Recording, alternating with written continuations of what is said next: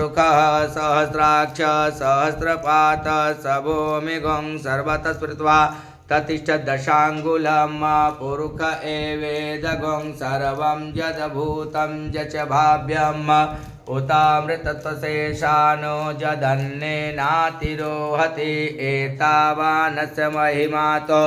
जायाश्च पुरुषः पादोश्च विश्वाभूतानि त्रिपादस्यामृतं दिवे त्रिपादोर्ध उदैत्यपुरुषः पादोषेहा भवत् पुनः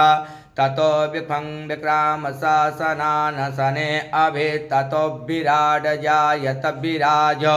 अधिपुरुषः स जातो अत्यरिष्यत पश्चात् भूमिमथो पुरः तस्मादज्ञा सर्वभूतः संहृतं पृषदाज्यं पशुस्ता चक्रे वायव्यानारण्या ग्राम्याश्च ये तस्मादज्ञा सर्वभूतरिचः सामानि जज्ञिरे छन्दागुंसि जज्ञिरे तस्माद्यजु तस्माद्यजायत तस्मादस्वा अजायन्त ये केचो भयादतः गावो जज्ञिरे तस्माज्जाता अजावयः तं यज्ञं बर्हि किं प्रोक्षन् पुरुषं जातमग्रतः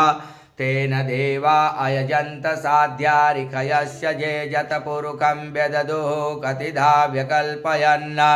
मुखं किमस्यासिक्तिं बाहुं किमुरुपादा उच्येते ब्राह्मणोऽस्य मुखमासीत् बाहुराजन्यः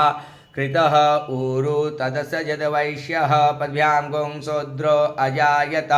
चंद्रमा मनसो जात चक्षोः सूर्यो अजायत स्रोताद्वायुश्च प्राणश्च मुखादग्निरजायत नाभ्यायासीदन्तरिक्षगं कृष्णो देवः सम